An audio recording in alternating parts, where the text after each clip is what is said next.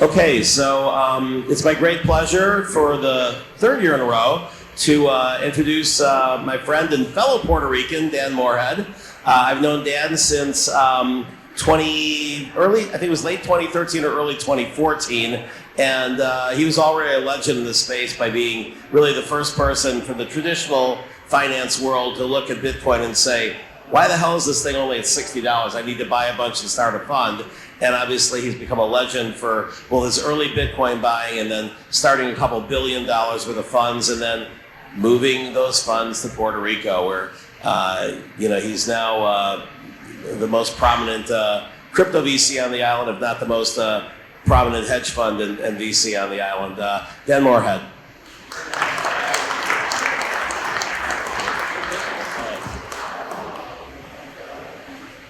Michael, thanks so much for having me. It's good to be here every year. Thank you all for coming. I just wanted to get some perspective on the blockchain space. And if you could go.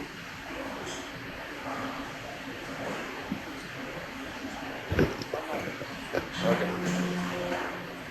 Just a perspective on how much all right. Awesome.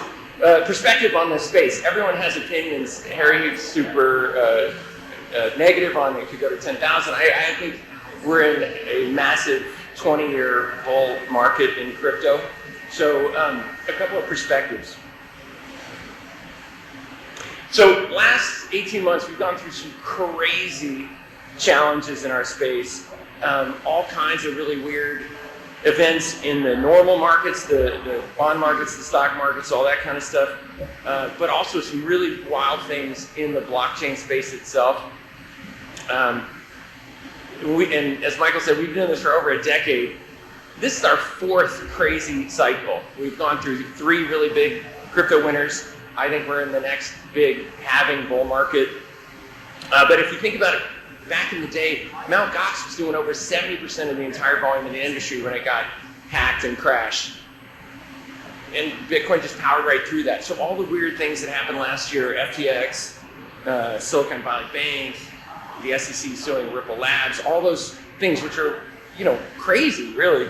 The blockchain market just keeps powering through that stuff. I'll get back to the regulatory stuff later, but it's super important to remember there's really only one agency in one country that's hassling Bitcoin and blockchain. It's just the SEC in the US. And there's been some really big victories. A few of them are up there. The super important thing is even through all this really, really wild stuff that happens to our industry, the price of Bitcoin goes up 2.2 times a year on average every year for 14 years. I mean, it's just like a financial asset that we've never seen before. So we're, we get buffeted by all the crazy things that happen in the industry, but we really do want to stay, true to our vision that, blockchain really is changing the world. There are so many very expensive oligopolists that control all the payment rails in the world, all the remittance corridors, all those things.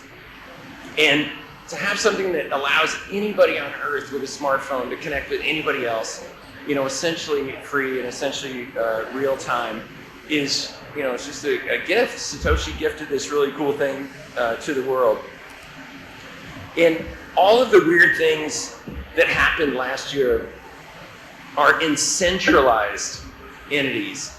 It's super important that all the bad things like Celsius and BlockFi and FTX and all the really, bad outcomes that made the front page of the newspaper. It's super important to remember all those, they're not blockchain at all. They're just hedge funds or banks that happen to be trading in or speculating in blockchain, but they don't really have anything to do with blockchain itself. They're all just kind of old-fashioned, excessively leveraged, greedy entities that blew up.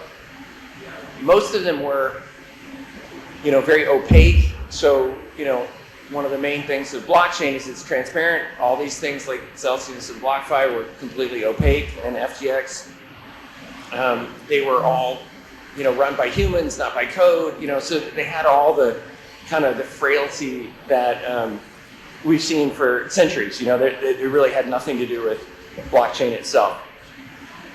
Super important point is DeFi worked great the whole time. Like Aave, Compound, all the DeFi protocols, they work 24/7, 365, no problems. And that is a story that kind of gets lost in the, kind of the negative, skeptical view that the press always is trying to sell. All those protocols worked all the time, and even the centralized entities like BlockFi and Celsius, they were forced to comply with all their smart contracts on the DeFi protocols. It's just a really cool world where, although they were ghosting their own customers, they were going bankrupt, all kinds of bad stuff was happening on their side with their own customers. On their business with DeFi, DeFi was all executing, it was all working flawlessly. There's no restructuring or bankruptcy of a smart contract. It just executes, the way everyone agreed. Celsius had to pay $440 million back to Maker, and it was over collateralized and all worked great. And it's very, very different than what happened to their own customers. So the benefits of DeFi, most of you adherents know, but it's super important that it's permissionless. Anybody on Earth can use blockchain, which is really wild. We just sent out our investor letter today and doing a little riff on Jamie Dimon and his super negative comments again for 10 years on Bitcoin. And if you think about it, their bank won't do business with 99% of the people on Earth. Bitcoin and blockchain will do business with anybody on Earth. All you have to have is a smartphone, right? Super important that it's permissionless. Anybody can use. You don't need, Jamie Dimon's permission to use Bitcoin or whatever. And then it's programmable, so you can set up whatever contract you all agree on, and there's no humans to mess it up. There's nobody that can default or not do, what we all promise. Super important point I mentioned last time is it's transparent. You can see, what everyone is doing on the lending protocols. That it's fully collateralized. That there's nothing, bad happening to it, which is again totally different than all the banks and hedge funds and stuff that blew up, including like Silicon Valley Bank. Those things always opaque. You never really know, what's going on in them. And super important is it's immutable. Like, once you set the agreement, it's never changeable. Like it will always be there. And you don't have to pay, anybody to keep a ledger like you do with banks or remittance companies or whatever. It's all, done by code. So I did a fun presentation with a former chairman of the SEC, Jay Clayton, at a Bloomberg event. And I pitched to Jay and the audience a new stablecoin idea. Like, what if I went out there and pitched a stablecoin where I invest $15 million in equity in my project. I go out and sell to the public $195 million worth of stablecoins, and then I take that $210 million and I invest it in super risky assets, right? And then I tell the people that are backing the stablecoin that they can have instant liquidity, right? They can have all their money back same day, just one click of their app, right? And no liquidity limits or anything like that. And then when people say, hey, isn't that a little risky, right? You're taking 13-to-1 leverage on your equity and investing in risky assets. Like, is that really cool to do in a stablecoin? I'll be honest, I'll say, hey, if the assets go up, I'm keeping all the profits. But if they go down, I'm gonna stiff the taxpayer. If I pitched that on Twitter, it'd break the internet, right? People would be outraged. They'd be like, this is terrible, how could you do that? It's totally horrible. That's what Silicon Valley Bank was, right? Like, it was issuing a stable coin backed by the United States government, and it was buying super risky assets. The really sketchy thing, the majority of them were also by the United States government, And so us, the taxpayers, we're intermediating the U.S. government lending to the U.S. government, and the shareholders of SVB get all the upside, and us, taxpayers, get all the downside when they screw up. That's crazy, right? And that's why blockchain is going to win. Like, the bank thing, it's been good for 500 years, I get it, but stablecoins are just so much better than a bank. And so that, totally convinces me that we're on the right track, that blockchain is the future. It's going to take 20 years. Like I said, it's not going to happen overnight, but it will, replace a lot of the banking system and things like that. And if you think about it, this is the genesis block of Bitcoin, the first block that was ever done. And Satoshi put a quote from the Times of London in there about a 50 billion pound bailout from the UK government to banks. And Satoshi was so pissed that the governments always keep bailing banks out that Satoshi created this 300 million person movement that we're all, fired up about today. That's pretty wild, right? The US government now prints that amount of money every 4 days. Like, 50 billion is quaint. Like, I wish we could get back to those old days that that we were, that Satoshi would be so pissed at that. The U.S. government, did 300 billion in Silicon Valley Bank. We're really getting out of control, and that's why we got to stay, true to the vision. We need to, keep promoting these trustless systems, right? Anytime you get humans involved in trust, bad things ultimately happen. And in the earliest days, it was very tribal, right? It was just like you and your family members and the people you really knew, and you could kind of keep track of who owned what and where everything was. And then, for the last couple millennia, we've had, big institutions like banks and the New York Stock Exchange or, things like that intermediate trust between, people that want to buy things, people want to sell things, people want to lend, people want to borrow, whatever. But, that is antiquated. It's very expensive. It's very prone to failure, like we saw in the banking crisis. Banks, honestly, they blow up every generation. I've been investing for 35 years, and they just keep doing it. Every 15 or 20 years, it's the same story. They blow up. The government bails them out. They say, oh, we're never going to let that happen again. We're never going to let banks be too big to fail. And we went from 15,000 banks in the U.S. to 3,000 now. We're just getting bigger and bigger and bigger and more dangerous. And so programmable money, blockchain, is, it's just better. It's the future. It's the next evolution. It's all based on code. So, we're not going to have this repeat of these same problems over and over and over again.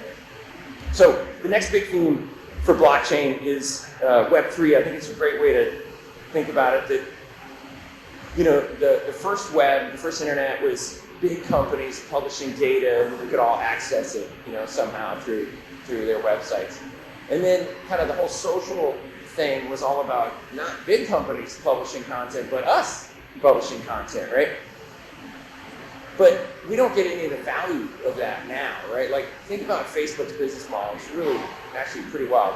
They have 2.4 billion people working 50 minutes a day to produce content for Mark Zuckerberg, right? Like, it's so weird. And then he personally controls all the decisions that are made, which again is super weird. There's not even a board. He has the super voting rights to control how, all these decisions, how all these decisions are made. So that's super crazy. So Web3 is, in my opinion, the most obvious and inevitable thing I've ever seen in investing. And it might take too long. We might invest in the wrong companies or whatever. We could maybe, make mistakes in it. But Web3 is definitely going to happen. It's definitely super, super important. And it's basically taking all these rent-seeking data monopolies out, like Google, Facebook, Amazon, out of the value chain and giving the value back to those of us, that are creating it, and so it's going to be cooperatively owned, which is really important, but I think the more important thing is going to be cooperatively governed. We're not going to have one guy subverting democracy just because you can make some money doing that. And so it's happening in every sector, and there's sometimes super negative people that say, hey, there's too many tokens. Jay Clayton's successor, Gary Gensler at the SEC, he did a speech a year or so ago where he's like, we don't need 5,000 new private monies, and went on some historical take on the colonial era in the U.S. and we had each colony had $1, and that was bad, I guess, and then we all had $1, and it was great. And so that was his reason we don't need more tokens. But my view is most of the tokens aren't money. There's only a few L1s, Bitcoin, Ethereum, that kind of thing.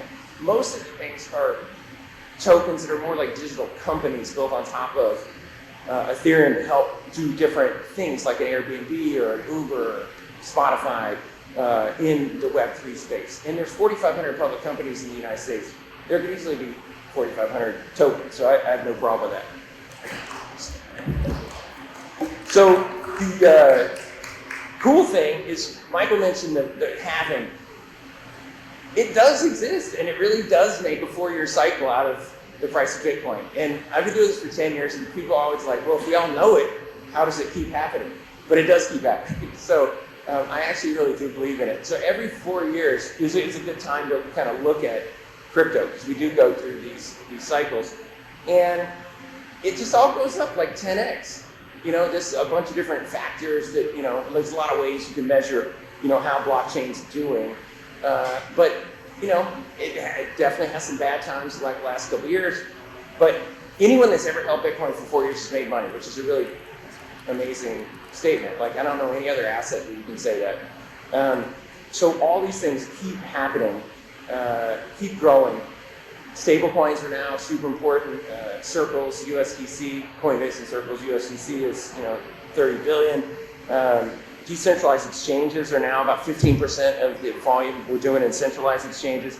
So everything really is progressing very quickly. So the next huge thing is the traditional financial firms now coming into our space. And for a long time they were fighting it, and I mentioned Jamie Dimon because he's literally been fighting Bitcoin for 10 years, which is amazing to be wrong for so long.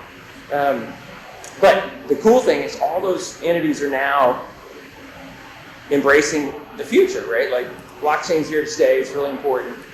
The oldest bank in the US, Bank of New York, which Alexander Hamilton founded, is selling Bitcoin, right? Like, that is so cool. Fidelity, BlackRock has an ETF, filing. They're the largest money manager in the world. It really is amazing if you think back, when Mike and I met, such an outcast little group, and like big entities like that would never even touch blockchain. And now they're all like falling all over themselves, to be in this space. JP Morgan did a DeFi trade on a public blockchain. They have an enterprise blockchain solution they're trying to sell. So the world really has changed dramatically. So the big thing coming is the ETF that's been, obviously in the works for a decade. And so there's a lot of people in our industry that kind of have PTSD from not having it happen. And I've been super bearish on it happening most of those 10 years. I'm actually like 95% sure it's going to happen in the next 20 business days. Like, that's really going to happen. There's a filing that needs to happen by January 10th, which, the SEC could skip, but I think they will probably do it. So I think it's a 95% chance there will be a spot Bitcoin ETF in the next month. And the really cool thing is there are maybe a dozen different applications in. I think they're going to approve probably 6 or 8 of them all at once, including big names like BlackRock, Fidelity, also Bitwise, which is kind of the leading blockchain-oriented ETF provider. And that really is going to unlock an enormous amount of value. That's kind of the one last thing holding institutions back is, kind of the lack of institutional regulatory clarity. That, in my opinion, is sometimes an excuse. It's not really potentially sometimes the real reason to not yet be involved in blockchain. But once you have, big names like BlackRock or Fidelity doing an ETF, it just, everybody's IRA account can buy Bitcoin, everybody's, institutional accounts can buy it. So, there really won't be any more, excuses about whether to buy it.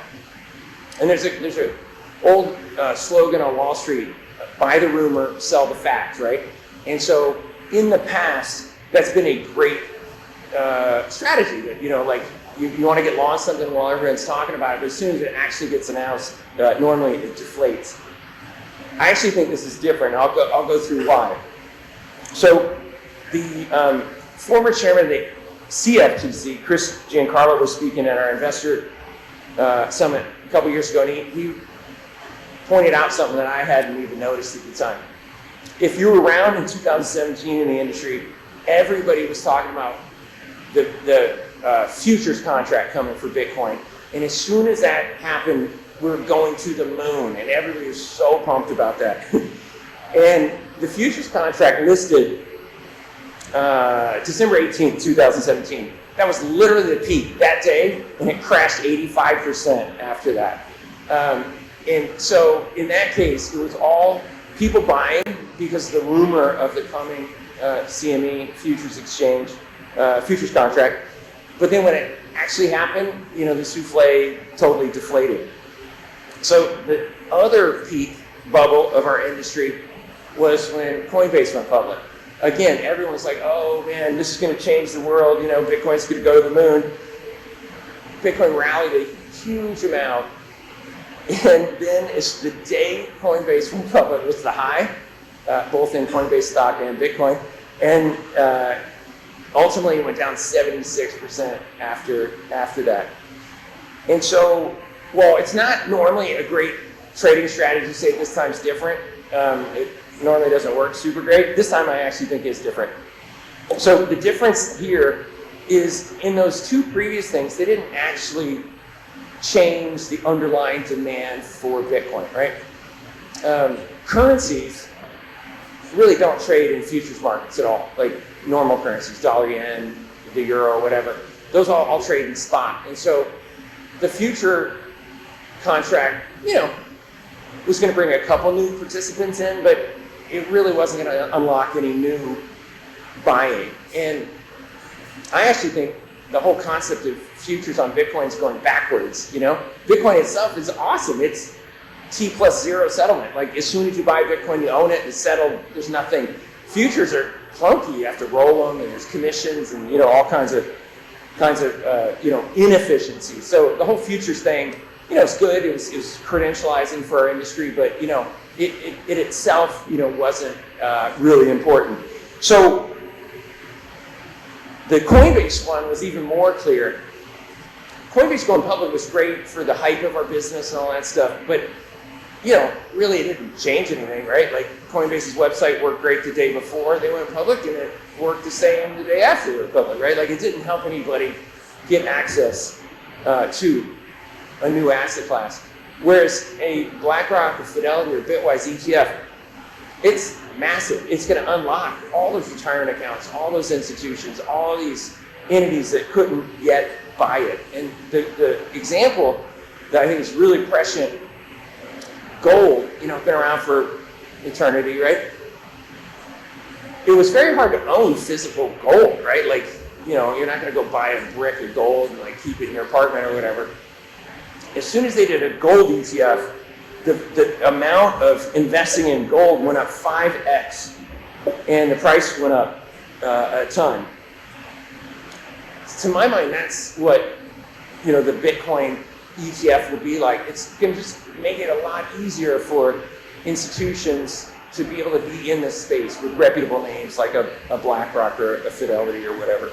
And so, I think as soon as it does go live, it's going to unlock, another, I don't know, maybe a year or so of rally, and it does coincide with the halving, which is awesome, and all the great rallies in crypto are like that, where a couple of good fundamentals come together with some hype and the 4-year cycle. So I really do think, this is the time where, and we've had this debate internally. Some of my colleagues are saying, hey, as soon as it's announced, we gotta like sell all of our Bitcoin, you know? And I'm like, no, it's the opposite. Like as soon as it gets announced, I think it's, it's just gonna go ripping. So that's the prepared remarks. I'm happy to take the questions if Michael will let me. Yeah. Yeah, so a question on where's the price of Bitcoin going? It's a fun, kind of side hustle in our business to make these predictions. It's going to go to 1 million or it's going to go to whatever. It's been going up 2.2x a year for 14 years. That's always my central forecast. So I think it's going to more than double every year, for the next few years. It's still pretty small. Like we're talking 600 trillion of assets and all that. So it's a trillion. Like it's still, minuscule. So I think crypto can go up, something like 10x over the next 5 to 10 years, and then it starts getting, that's probably fairly valued somewhere in there. But, easily we could retake the highs, I think within like 6 or 9 months, like that's easy to see. And then, probably doubling each of the next few years. Sure. Yeah, back there.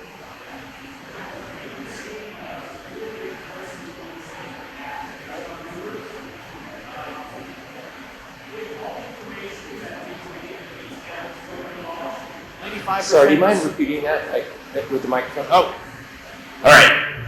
Okay. We've seen big price movements in the past, especially on rumors.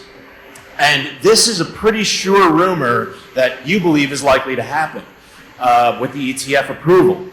My question is, why hasn't the price of Bitcoin exceeded its all-time high? Right now, it's just in the 40s. I'm surprised it's not more, because with the fundamentals of how an ETF would work and the supply constraints, why aren't more people front-running the ETF?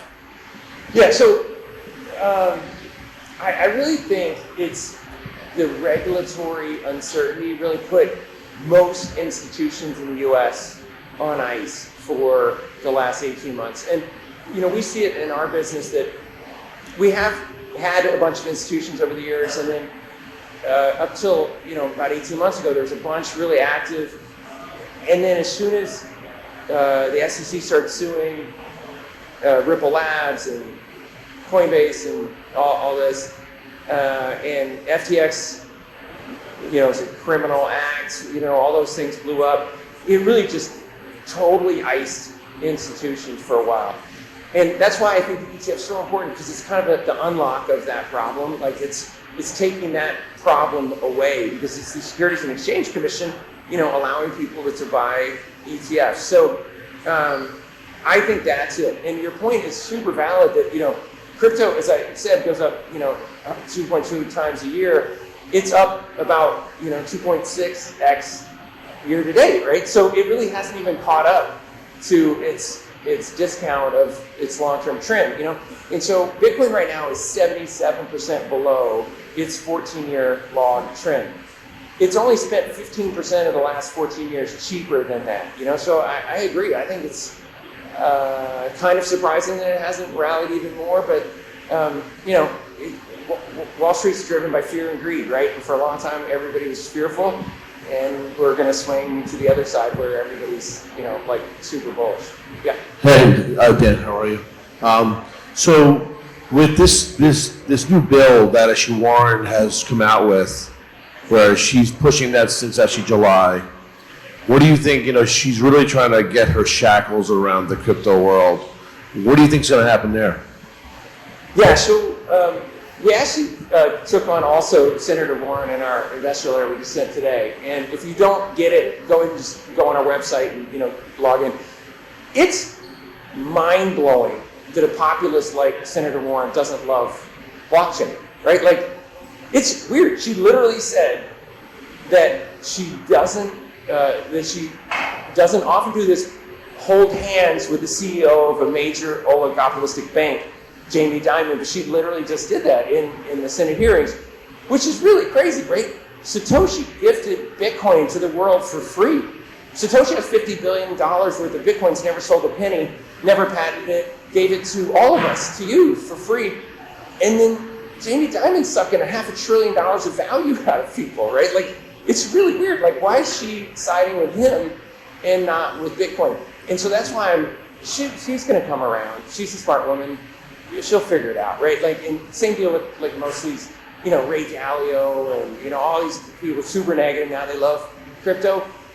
And so they'll come around, honestly, I don't really worry about that because it's so good, right? And we quote, there's a congressman from the Bronx, Richie Torres, and he spoke at our conference, and he actually lives in the Bronx and knows how hard it is, right? Like, it's these payday lenders, all these horrible, predatory, entities that are screwing his constituents all the time. He's massively positive on blockchain because he actually knows how the real world works. So they'll come around basically, and it might take a few more years, but they will come around. And the important point is, the U.S. isn't just an island, right? Like, we're competing with China, we're competing with a lot of people on blockchain.